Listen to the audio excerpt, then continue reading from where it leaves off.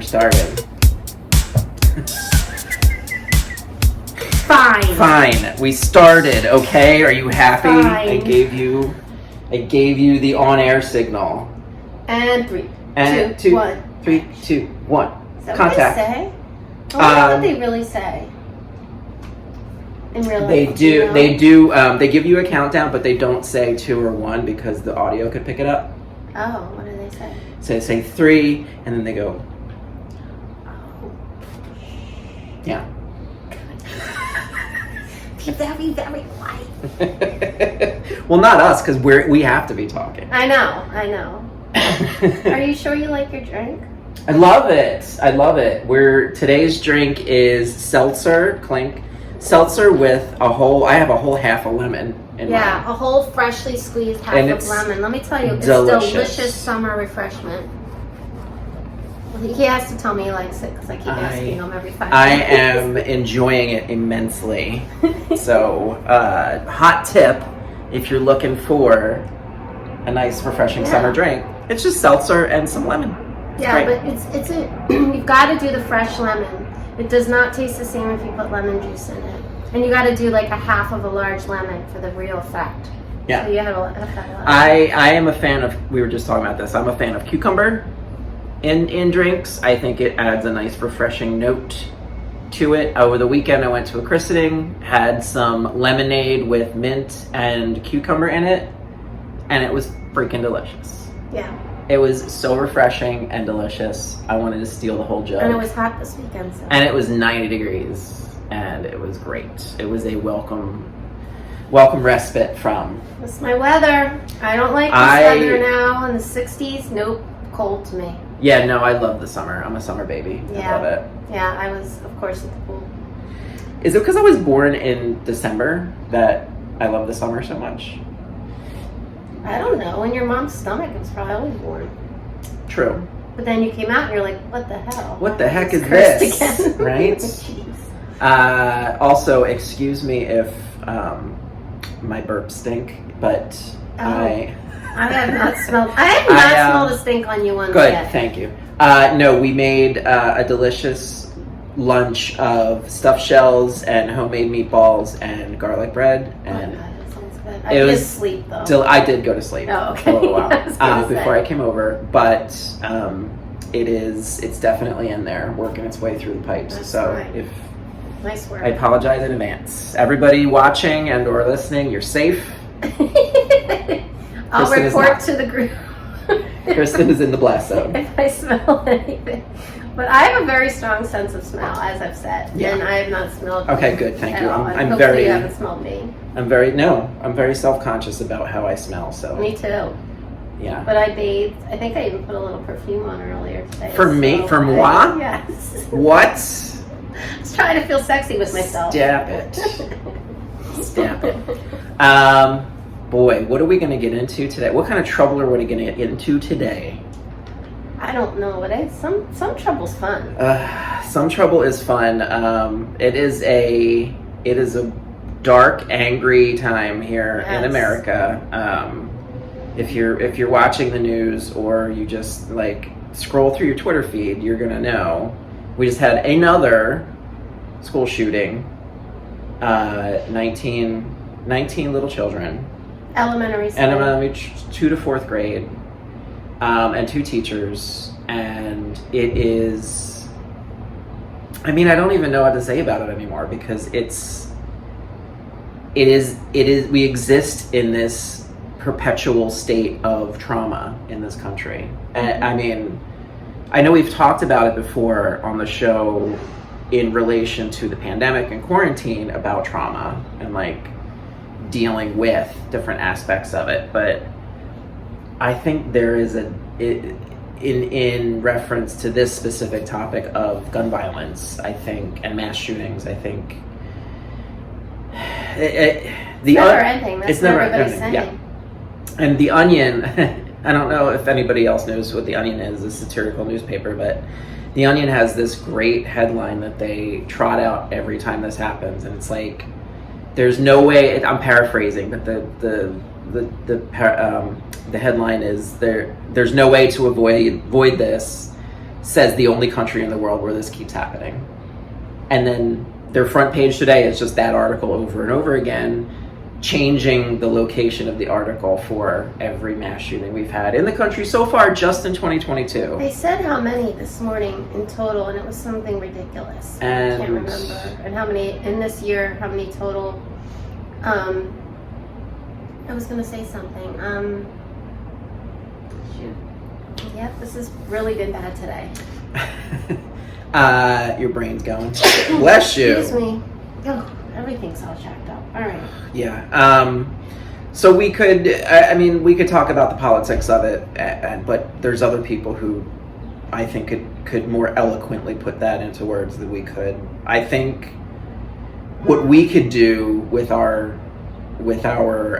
expertise and platform is talk about the trauma aspect of it, and how do you deal with perpetual trauma, I think is the word for today, or the question of the day, because I think sometimes we think of trauma as this very finite event. This traumatic event happened, and now we're spending time dealing with it and processing it and kind of getting over it, or moving through it. But I think in this country specifically, we don't get a chance to do that because there is no finite trauma. There is ongoing systemic trauma. Mm-hmm. And it could be racial, political, it could be human sexuality, it could be gun violence, it could, throw a dart at the board, and whatever topic you hit is something that America is perpetually in trauma about. So I thought today would be nice to kind of walk through what perpetual trauma is and how you can deal with it, because usually the first thing people say about trauma is just remove yourself from the situation. Is a great way to deal with trauma, make it finite, is to say remove yourself from that situation. Right. We can't really do that. And that doesn't make trauma go away. It doesn't make it go away, but it can remove you from the cause of it being triggered. So for people who cannot remove themselves from the perpetual trauma, like, I don't know what... I had a couple things. I'm trying to remember them. Oh, okay. Well, one thing that came to mind for me, which is just like a little quick story, very quick, is I remember when I worked in New York and I was much younger and had been pretty darn sheltered. And I worked in Harlem in New York City, and, these kids would get into fights a lot. There was a lot of fights like on the street and in school and stuff like that. And I remember how the kids, when I'd be in an outing with them or whatever, they'd see a kid beating up another kid, and they would laugh. And I was like, what the hell? Like, I'm over here, I'm traumatized, and I'm disturbed, and I couldn't understand why these kids thought it was funny. And what I learned then, and now, like, I see clearer and clearer as I get older and more happens, is like they were desensitized, and that was how they coped. It was like they were so used to it that it didn't have that, oh my God, this is happening, stop it effect. It had like a laughing effect of almost just like no longer really affected about the violence, but it being humorous. Again, I do think it was also a coping strategy that they used subconsciously that they didn't realize. The other thing I was thinking was, they say the definition of insanity is doing the same thing over and over again and expecting a different result. And I think with this, it's sort of the same thing, but I would like, I was going to say twerk it. Yeah, you can twerk it if you want. But tweak it and say, definition of insanity could also be not doing anything over and over again and expecting a different result, which is kind of where we are. Yeah. And that interview with the NBA coach really sticks in my brain. Oh, if yeah. anyone has seen it, or he's basically in tears, and he's just had it with the fact that everyone just, with the shrines, with the moments of silence and all that crap, and just like we're not getting anywhere. And what I was saying to Ralph is a lot of what people are experiencing that are watching this, right, is called vicarious trauma, which is when you are traumatized by someone else's trauma, I guess you could say. So somebody else has been traumatized and you're seeing the effects on them, and it actually can traumatize you. So I think that's a lot of what it is. I won't say that's all of it, but I think that that's what's happening too. And I also think people get stuck with, I was thinking about this today, what can we do? The politicians and lawmakers aren't doing a thing, in my opinion. Right. But what can we do? And I think there's a powerlessness about it and a helplessness about it. Yeah, we can get involved politically. Yeah, we can fight the NRA if we want, or whatever the case may be. But people have been doing that, I think, and it's not gotten us anywhere big anyway. I have a theory. Yes, please share. And I shared a little bit of it when we were all talking about Roe v. Wade, which, yeah, that's another fucking freaking trauma. Oop, get that out of there. That's okay. I'll edit that part out. Another trauma that we're all going through. I think, and don't correct me because I'm not wrong, I think I'm right about this. I think the right wing in this country, in America, has fetishized different aspects of humanity, sexuality, morality, to a point where they need to see it around them all the time and enact laws where it's a country full of these fetishized aspects of life to prove their superiority in some way. And let me break it down a little bit further so you know what I'm talking about. In the case of abortion rights, which is healthcare rights for women, the right wing says that life starts at conception now. So soon as the egg's fertilized, it's a living, breathing human being. They only care about that living, breathing human being until it's born. Once that baby's born, they don't care about it anymore, as evidenced by all the school shootings that we've done nothing about. They've foster care and all the babies right. that are being born into these different situations that nobody's doing anything. Right. They've fetishized women being pregnant. They don't care how she got pregnant, but if she's pregnant, she needs to stay pregnant. We want to see her pregnant for 9 months. And I think they've fetishized this aspect of like the pregnant woman that they need, because that's the only way I can think about it that makes sense. Once the baby's born, they have no use for it anymore because it served its purpose for that 9 months of like making this woman pregnant, and it's a power thing. It's a power thing. And then again with gun rights, it's like, no, we need to have guns around because they make us feel a certain way. And it's like they, screw kids and screw anybody, screw all these it's mental illness, it's not the guns. We need guns, pregnant women, and Bibles is what, it just seems like this very, very fetishized version of what life is, does that making sense? I understand. And so I don't know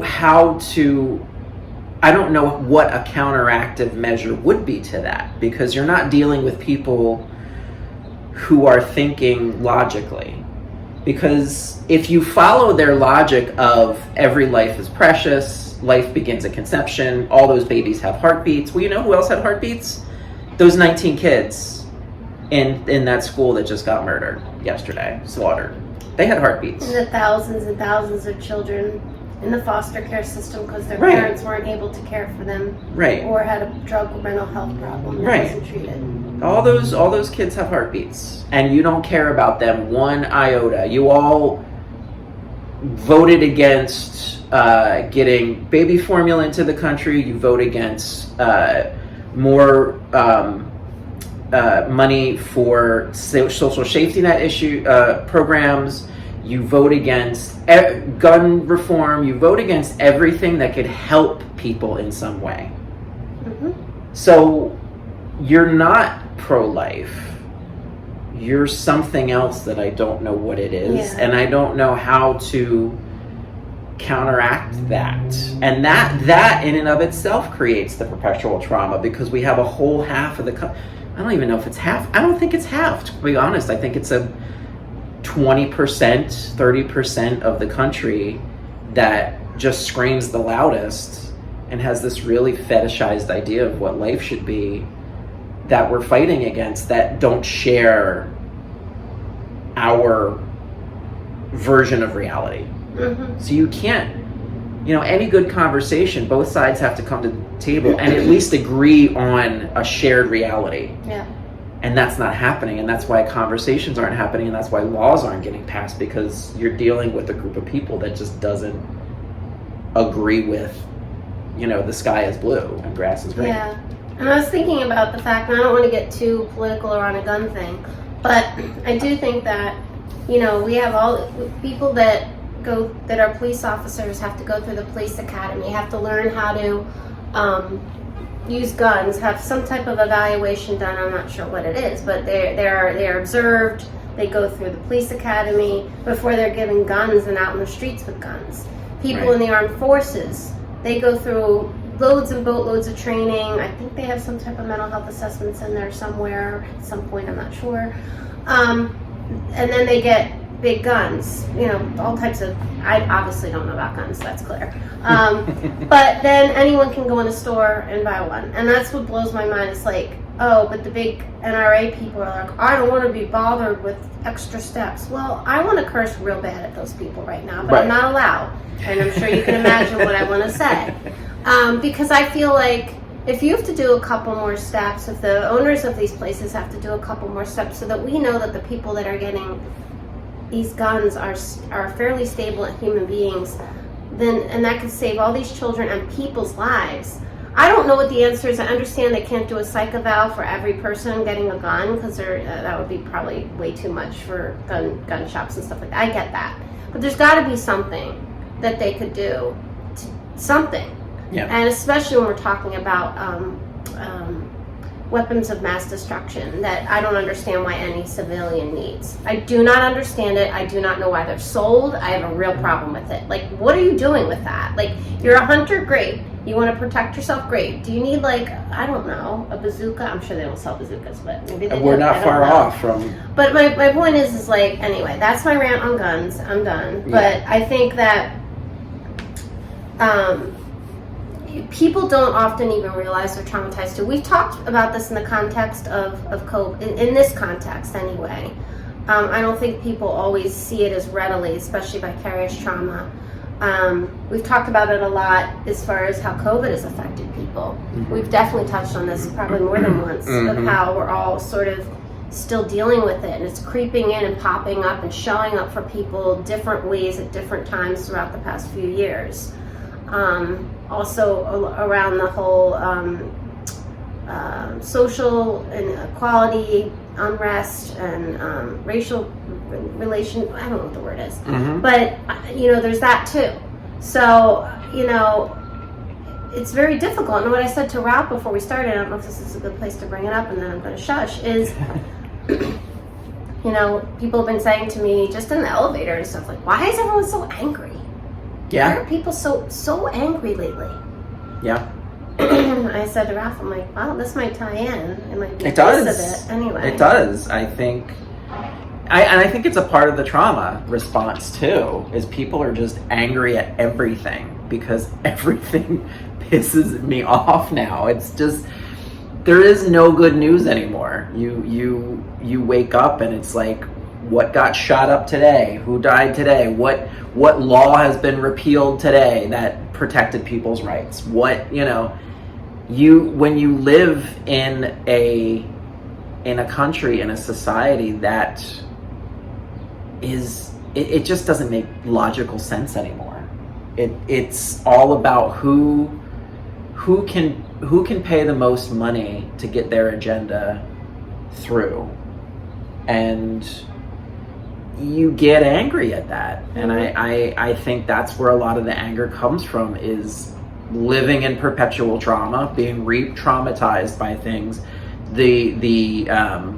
What kind of trauma did you say? Vicarious trauma that we all feel watching stuff. It builds up, and people show it in different ways. Some people get super angry, some people get depressed, some people eat a lot, some people don't eat at all, some people drink too much, some people do drugs, some people, you know, we all have different responses to it. But I think we're all in the same boat of all of this stuff is happening all at once, and I'm not quite sure how to process it. No.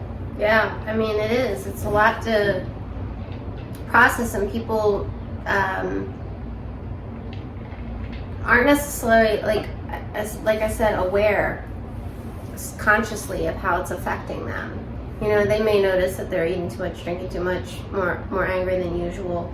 And maybe it's probably more than just what's happening in the world. It's probably personal stressors in addition to everything else. You turn on the TV, and then your choice is to either, some people get so engrossed in it to an unhealthy space where it really starts to affect them, and then there's others, which I'm guilty of, I'll admit, who just like tune it out because they can't. I can't process. I don't know what to do with it. I'm trying to take care of me, and so too much of that affects me.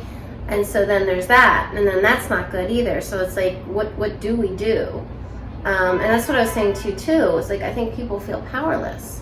What do you do? Absolutely. Like, okay, vote. Great. There's lots of people doing more of that, trying to get involved, trying to get involved with gun rights and all kinds of things that are going on right now, not just guns and violence. But we're still in the same position. Like, what? We're still in the exact same position. Yeah. And yeah, I don't know the answer. And the whole just vote, just get out and vote. Yes, absolutely. Yeah, Vote. I mean, yes. Vote every time, every election. They all matter. But even then, the landscape has been rigged and gerrymandered to the point of foolishness at this point. So sometimes, even if you do go out and vote all the time, it kind of doesn't work, you know, because the other person, the other side is still going to win because they gerrymandered the map so ridiculously that it's impossible for anybody else to win. So short of removing yourself from the situation, which I think everybody would agree would be the best way to start, is like, I'm going to remove myself from this. We do it all the time. If there's an argument we don't like, or we're in a meeting that we're getting frustrated, that's one of the things I say to people. Don't be afraid to get up from your desk, take a walk, go outside, get some fresh air, But if your desk is the whole country, you can't really just, walk. I'm going to walk to Canada or walk to Mexico and get some fresh air, What could we share with people that can't leave the area of the trauma as like a good first step to kind of dealing with just everything? And I would say the first thing would be, that's what it was. Limit how much news/social media you're getting in your life. I think that's number one. If you can't remove yourself, remove the news, the 24-hour news feed, which we could do a whole episode on how the 24-hour news cycle has, as I think, exacerbated a lot of this stuff. With a friend of mine the other day. But that's a whole other show. Don't watch the news. I'm guilty of this. I have the news on when I first wake up because I'm like, what is? It's for me. It's like watching a train wreck. Like, what is happening right now? Like, what happened now? And Dan tells me all the time, can we watch HGTV or something? Like, can you turn this off? And I do, and it helps. But then I doom scroll through Twitter, or like I go on Facebook. I'm guilty of this too, but I think the first thing I would say is take a break from the news, take a break from social media, go outside, ride a bike, get some fresh air. It really does help kind of settle your emotional state. I mean, honestly, you touched on a lot of it, and that's the stuff I talk about with my clients a lot. And many have done this, which is to limit, or for some people, they just get off for a while. More of the social stuff than the news stuff. Like if you're comparing yourself to someone, or you're feeling really bad, or you wish you were something, then I say that's a little bit different than the news part. But with the news and things like that, I say we talk about how to limit it and what that looks like, and then people play around with it, like what makes sense, and then doing a check-in with how they're feeling. But what you just said, and what I say all day, every day, which is the only thing that we can control is ourselves. Mm-hmm. And so the one thing we can do, which is not always easy, is take care of ourselves. So it's riding a bike, it's getting together with friends, it's watching silly TV, it's reading a book, it's exploring your hobbies and interests, it's seeing a therapist if you need to, it's exploring medication if you need to, it's figuring out what you need to do to feel okay, because that's literally all you can do. And I mean, if this is serious trauma that is literally paralyzing you, then you do need professional help. If you don't feel that it's gotten to that point, then taking these steps to try to do things for yourself that take care of you, that make you feel good, is literally the only immediate thing that you can do. This stuff is big, it's terrible, it's obviously still a question mark on what the hell to do about it. I mean, we know, but no one's listening to us. People are listening, they're downloading. But as far as like the political structure and what's going on in this country, in the immediate, all you can control is you, and by taking care of you, you're in a better position to handle it. It doesn't mean it won't affect you. It doesn't mean you're going to be like, oh, this is great, because you're not. But being able to figure out what are your limits, being able to check in with yourself, how am I feeling? And that can also help you determine when the news needs to go off. You know, is like, am I starting my day off every day in a really bad mood, and the longer I go, it gets better, then maybe that hour and a half before work of the news on is starting you off on the wrong foot. Yeah. And on the same train of thought, as I get it eventually. The thought train coming into town. Same train of thought of social media. You also control what shows up on your feed. The more you look at certain things and certain topics and certain creators, your feed starts to reflect that stuff. And I mean, you know, for me, like on Twitter, last week I had this great feed because my feed on Twitter was just filled with Black excellence, and I loved it. It was like all these people graduating, and like it's doctor something now, and it's lawyer this, and like it's Esquire, and I was like, look at all these fantastic people, pretty faces graduating, and I'm like, this is wonderful. And it made me feel good because it was like, look at all these people living their dreams and like helping people. And it wasn't just that, it was like funny memes, and like I follow this thing on Twitter, this profile on Twitter called Liminal Spaces, where it's just like pictures of really interesting places where nobody's at, and it's like, that's cool. Or like science stuff, like weird science facts, and like sometimes my Twitter feed is just wonderful because it's full of all this positive, fun stuff, and I have control over that because I like certain things or I follow certain things, and then Twitter's like, oh, he likes to look at this. Well, great. Puppies.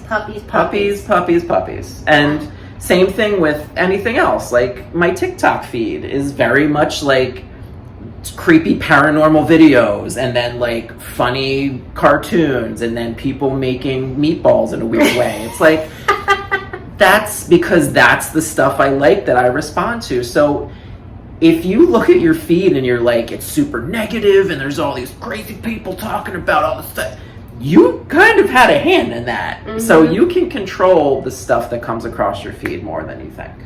And the people that you're associating with.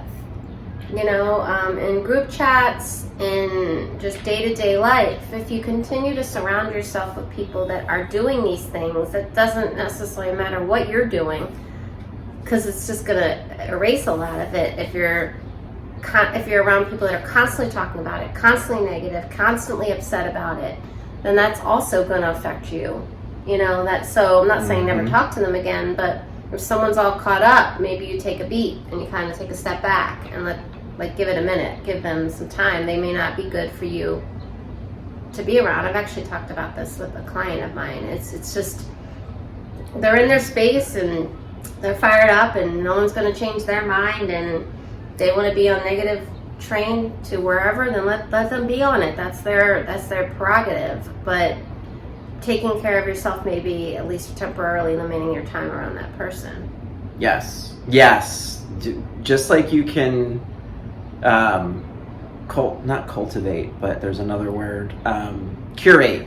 Just like you can curate your social media feed, you can curate your friends' feed too. Mm-hmm. In real life. Mm-hmm. If you have people in your life who are negative constantly and you don't like to see their points of view, scroll past them. Mm-hmm. And hang out with friends who do make you feel better.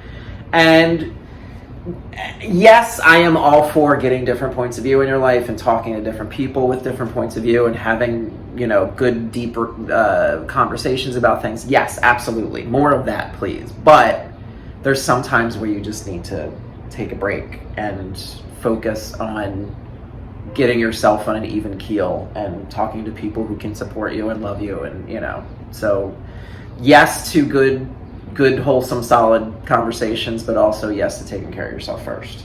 Yeah, and I know I'm being repetitive, but really evaluating how this is affecting your life, and maybe, especially if this stuff is triggering old trauma. Like, I don't mean old meaning, I mean trauma that you had outside of what's going on in this country.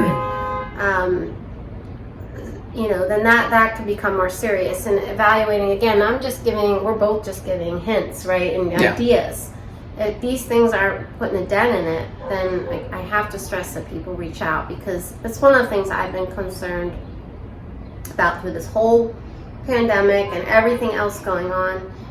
But as I was specifically talking about around the pandemic, is that somebody that already has trauma, somebody that already has depression or anxiety or something else, then these types of events really can set people off. It's like I'm having a hard enough time managing this right here in my own personal life, but being compounded by all these outside factors. If you can't do it alone, then reaching out for professional help. I just have to say that once again. Absolutely. And let's not forget, we are still living through the trauma of a pandemic that has not ended. And now the monkey came in. And now monkeypox. What is the monkey doing? If anybody was in doubt that the world is trying to get rid of us, I thought saying what the what. Now there's I monkeypox. I'm like, what? Now the monkeys are against us. New for summer 2022. I saw the funniest meme about it. It was like COVID fucking. It was like Beetlejuice and the clown from it. It was really funny.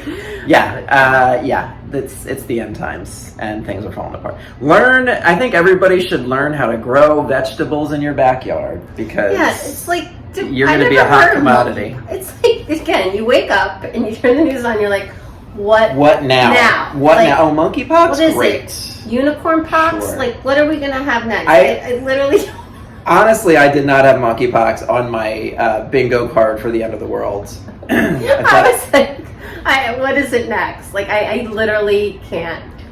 I can't even with the monkeypox. I was one of those people that's so desensitized at this point. I'm like, bring on some monkeypox now. Throw that in the mix. Why not? Sure. Why don't we all wear hazmat suits not? All day? Why? The mask is out the window. We're all wearing a suit. Oh my Sorry, I digress again. No, it's fine. I think that's all we can do is digress at this point. And funny banter. We have to. It's heavy. I was having a talk with somebody last night, and the idea of comedy came up and why I do it. And I think that's one of the reasons is it's very rare when somebody has that gift where they can make other people laugh. And I think anybody who has that gift should be using it 150% right now, because laughter is one of the universal languages. No matter who you are, what culture, what language, what country, laughter's laughter. There is no different language or accent to laughter. I think laughter is just laughter, and it's something that immediately connects us and soothes us, and is a great way to short circuit everything we're talking about today: the anger, the fear, the hatred. It's really hard to feel all those things when you're laughing with somebody. Yeah. So that's another way to kind of short circuit the perpetual trauma, is find some things that make you laugh, make you happy, and do more of that. I would never say there's such a thing as too much laughter. There is no such thing. No. So do more of that too. Read things that make you laugh. Watch Netflix specials that make you laugh. You know, go to a comedy club. Go to a comedy show. Go to an improv show. Go, you know, anything that can help you forget about the world for a little bit. Do that. Mm-hmm. And like, tell me if this is right. It's a win-win, right?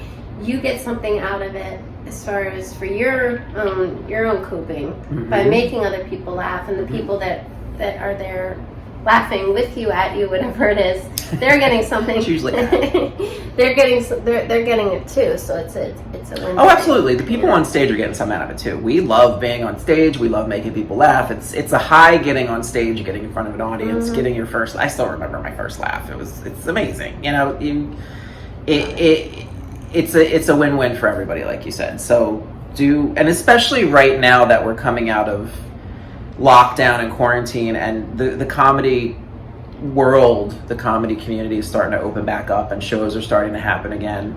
Please patronize your local comedy clubs. Go see comedy shows as much as possible, because we really do need it. We need people to come see our shows and laugh along with us. So do yourself a favor and do more of that. Yes. What else? We talked about circle of support too, right? Friends. Kind of, like, not directly. You talked about getting professional, like, help if you really need it, reaching out for help from a professional, yes. But also your circle of support that's already around you. Your friends, your family, people that you lean on without even thinking about it when something happens in your life. More of that too. Do reach out more. The worst thing you can do is keep it in. And I think there's a lot of people that do that, unfortunately. That might be the angry people. Where don't know how to talk about it, don't feel comfortable opening up to someone about how they're feeling. And so when that happens, a bomb's going to go off. Like, eventually you're just going to, or little bombs go off, whatever the case may be. You're walking around with all that and you're not doing anything with it. So people lash out. Sometimes people hit a wall and they have they call it a meltdown. They're crying. You know, it's going to come out some way or another.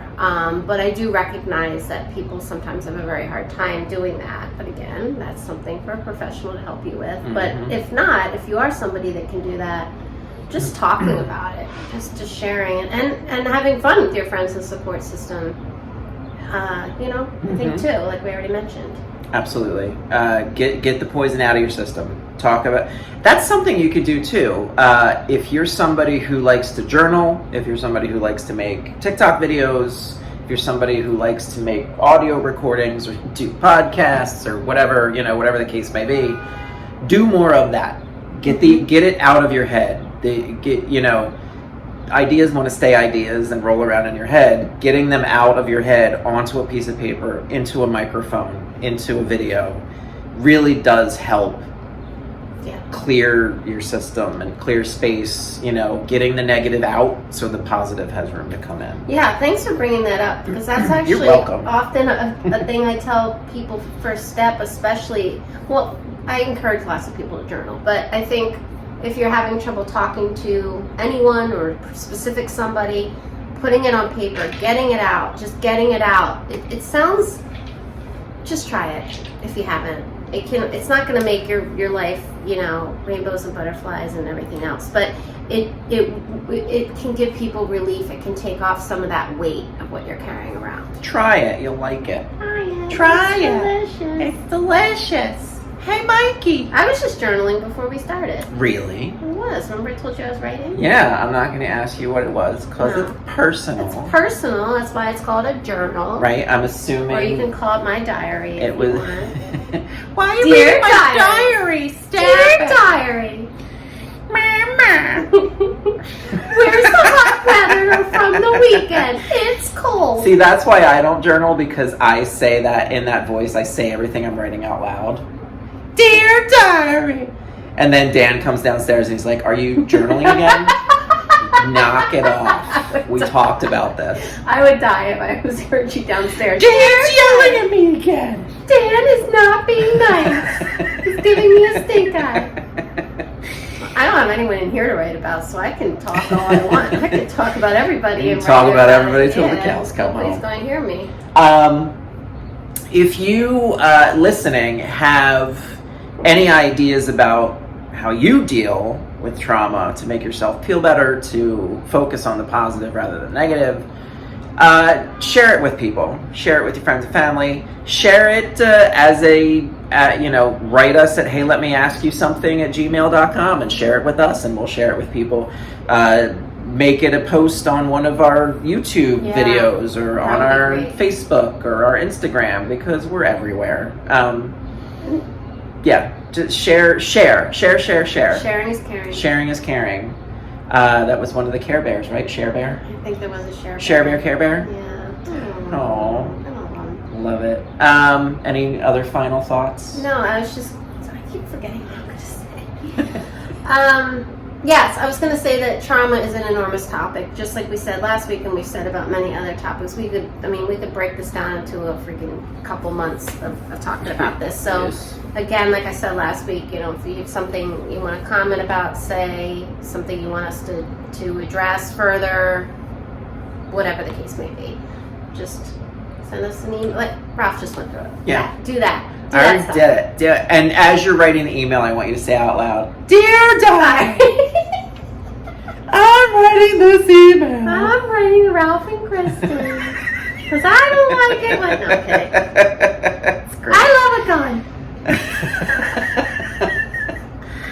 Oh boy, you my gotta God, laugh. Sorry, I get silly. All right, everybody. I think that's enough for this. Thanks again, and remember, reach out, love each other, support each other. That's one of the only ways we're gonna get through any of this. Yeah.